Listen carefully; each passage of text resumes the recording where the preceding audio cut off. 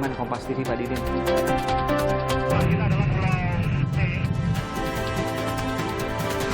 Minum air putih cukup. Ayo, Pak.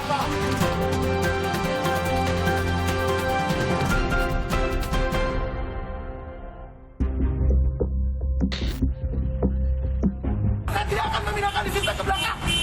Penjara saya, silakan. Pakai masker kenapa? Hati malas. Indonesia Raya, merdeka, merdeka, merdeka, merdeka. Tak hafal.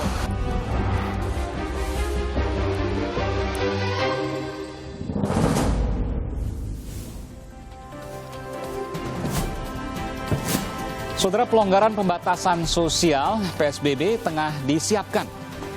Harus jelas ukuran, diantaranya tampak dari angka penurunan penularan. Tidak ada pilihan, warga harus patuh atau justru sebaliknya tidak patut ditiru. Kucing-kucingan. Saudara, saya Aiman Wicaksono, saya akan membahas soal rencana pelonggaran PSBB yang sudah di depan mata. Benarkah? Apa? Dan bila mana? Berikut ini.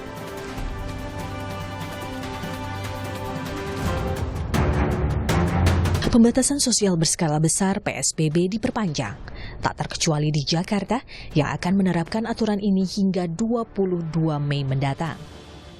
Beberapa wilayah lain di Indonesia pun juga terus memperpanjang PSBB lantaran jumlah kasus penularan yang masih tinggi.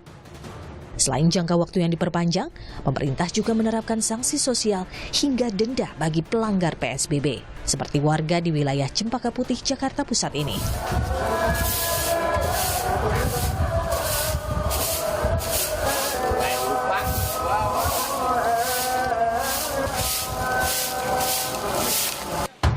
Pelanggar PSBB di Jakarta Pusat ini diminta mengenakan rompi jingga layaknya tahanan. Ia lantas diberi hukuman membersihkan fasilitas umum. Ada pula pelanggar PSBB lainnya justru berulah. Pengendara motor ini terjaring razia PSBB. Ia kedapatan tak menggunakan masker saat berkendara di jalan raya. Tak habis akal, ia pun lantas melepas bajunya dan digunakan sebagai masker. Kenapa kan dipakai? Kan kalau keluar rumah itu kan harus pakai masker. Wajib, ya. Kalau tangan ya. Ya, pakai masker ya.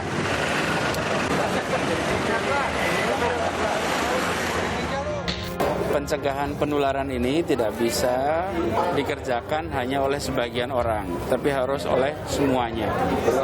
Dan harapannya dengan ada ketentuan ini, maka semua menjadi bisa lebih disiplin. Yang kedua, bagi penegak peraturan juga punya pegangan. Bagi penegak, teman-teman ini yang bekerja di lapangan nih, Pak Amir itu cerita, di lapangan harus punya dasarnya. Dan kemudian inilah yang menjadi dasar pegangan mereka dalam menegakkan aturan. Semakin disiplin, makin cepat kita bisa menyelesaikan masa pandemi ini. Namun belakangan mengemuka rencana relaksasi alias pelonggaran PSBB. Alasannya, relaksasi menyelamatkan perekonomian yang terpuruk saat pandemi melanda. Lalu, apa tanggapan pemerintah soal ini? Mengenai pelonggaran untuk PSBB agar dilakukan secara hati-hati dan tidak tergesa-gesa. Semuanya didasarkan pada data-data lapangan, pelaksanaan lapangan, sehingga keputusan itu betul-betul sebuah keputusan yang benar. Hati-hati mengenai pelonggaran PSBB. Persiapan relaksasi PSBB pun dimatangkan. Ya, saya katakan di sini bahwa Presiden telah memberikan instruksi bahwa kita harus hati-hati, kita tidak terburu-buru. Jadi ini langkah-langkah itu adalah sebuah program perencanaan agar pemerintah baik di pusat dan di daerah harus bisa memikirkan langkah-langkah antisipatif supaya kita tidak terdadak. Lantas bagaimana persiapan pelonggaran PSBB sesungguhnya? Relaksasi atau pelonggaran PSBB akan melihat kondisi saat ini. Pemerintah akan melibatkan para ahli, akademisi, pakar kesehatan, dan pakar komunikasi melakukan kajian. Langkah berikutnya adalah menetapkan waktu yang tepat untuk pelonggaran PSBB.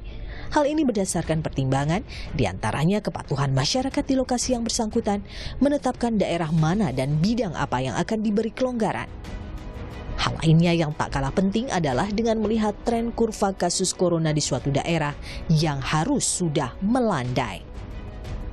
Semakin cepat warga patuh pada aturan, semakin mungkin pelonggaran PSBB terjadi. Meski yang terjadi kini bisa jadi sebaliknya. Lihatlah.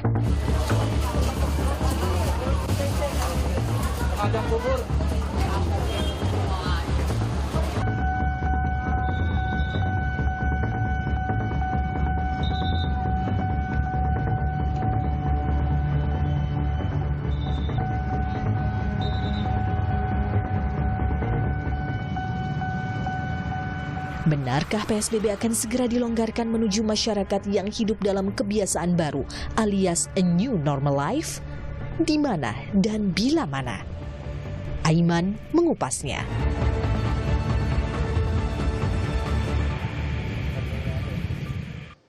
Saudara, untuk membahasnya telah hadir melalui sambungan jarak jauh Wali Kota Bogor Bima Arya dan Ketua terpilih Ikatan Dokter Indonesia IDI 2018-2021 Dr. Adib Humaydi serta Menteri Perencanaan Pembangunan Nasional Kepala Bappenas Suharso Monoarfa.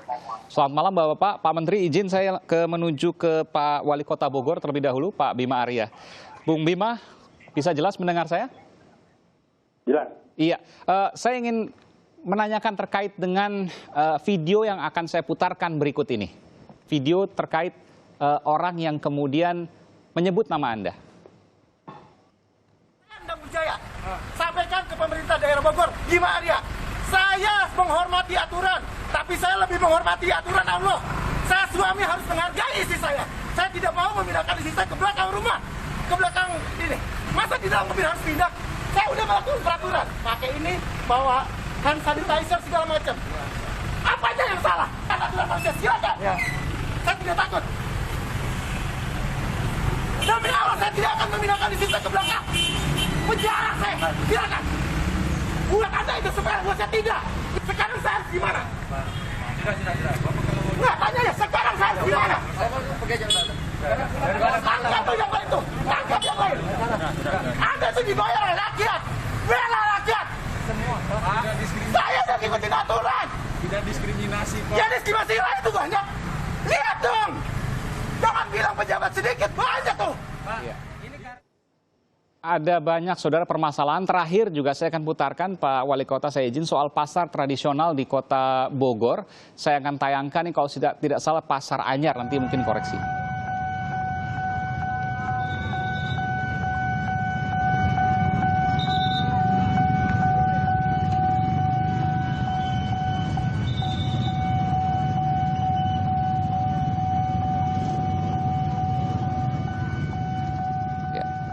Yang tampak adalah ketidakpatuhan Pak Wali Kota. Yang pertama tadi melawan petugas, yang kemudian kedua ada banyak sekali orang di pasar tradisional yang berkumpul. Ini visual yang terakhir yang kemudian baru saja terjadi kemarin atau 2 hari yang lalu.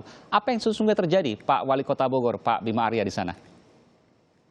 Memang tidak mudah untuk memberikan pemahaman kepada seluruh warga dengan latar belakang yang berbeda tentang betapa pentingnya kita meminta warga untuk mentaati PSBB.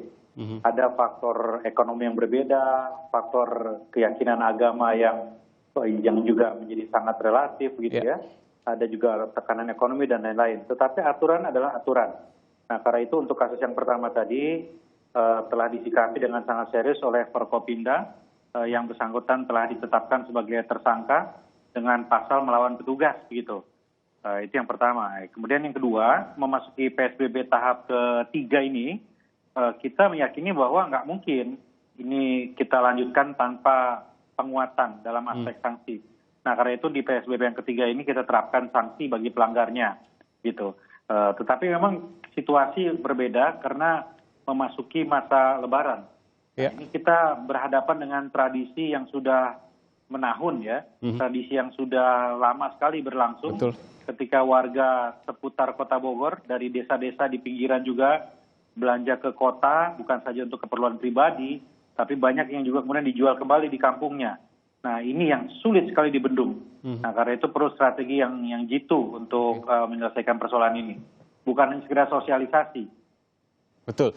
Saya ingin garis bawahi tadi bahwa yang kasus yang pertama sudah diproses hukum dan akan terus diproses hukum terkait dengan dugaan melawan petugas. Ya, kami Forum Komunikasi Pemerintah Daerah bersepakat bahwa ini harus terus diproses ya. Pak Jaksa, Pak Kajari, Ketua Pengadilan, Kapolres, ini bersinergi untuk memproses itu. Jadi ke depan tidak ada lagi hal-hal seperti ini yang boleh melawan petugas karena ini adalah hal yang serius yang harus dipatuhi. Itu kemudian pertama, tapi kemudian apa yang terjadi adalah di pasar begitu banyak. Padahal kita tahu bahwa penularan masih sekitar 90-80 di sana, Pak. Sebetulnya tingkat penularan di Jawa Barat ini paling rendah tingkat penularan di Kota Bogor ini paling rendah di Jawa Barat. Tapi kami nggak mau melonggarkan PSBB. Bagi kami ini masih serius karena kita dekat sekali dengan Jakarta, terkoneksi dengan kabupaten dan daerah kami padat. Jadi semua daerah belum aman, semua kelurahan belum aman. Nah, karena itu kami serius ketika melihat kondisi pasar seperti itu. Tadi siang saya beserta Pak Danrem, Pak Dandim, Pak Kapolresta, Komandan Batalion turun untuk menutup kios-kios liar yang menyebabkan terjadinya macet dan kerumunan. Jadi pelonggaran PSBB apakah kemudian sejalan dengan apa yang kemudian pemerintah Kota Bogor hendak lakukan, meskipun saya garis bawah tadi bahwa penularan positif di Kota Bogor termasuk yang terendah di seluruh Jawa Barat. Tapi Anda tidak memilih untuk pelonggaran PSBB. Kenapa? Enggak. Ya belum aman. Ya pertama karena sekeliling kita belum aman. Kita kan dikelilingi oleh wilayah-wilayah yang masih banyak merahnya juga, termasuk Jakarta. Yang kedua, memasuki Lebaran ini bahaya. Harus mudik, kemudian orang yang akan bepergian, ini kalau tidak dicegah, dikendalikan, ini bisa menimbulkan lonjakan positif COVID yang masif. Ya, jadi kita justru memperketat ini sampai tanggal 26. Sampai 26 kita habis-habisan mengkawal PSBB ketiga ini. 26 Mei ya, itu kalau tidak salah itu hari ketiga nanti setelah Idul Fitri nanti. Masih mungkin tradisi silaturahim terjadi di sana. Tapi ada kemudian kajian dari pemerintah pusat yang memungkinkan untuk pelonggaran PSBB. Benarkah pelonggaran pembatasan sosial berskala besar akan segera terwujud? Kapan, bagaimana, dan daerah mana yang pertama kali akan dilonggarkan? Ikuti perbincangan saya sesaat lagi dengan Menteri Perencanaan Pembangunan Nasional, Kepala Bappenas, yang melakukan kajian terhadap pelonggaran PSBB, Pak Suharto Monoarfa. Sesaat lagi, Saudara.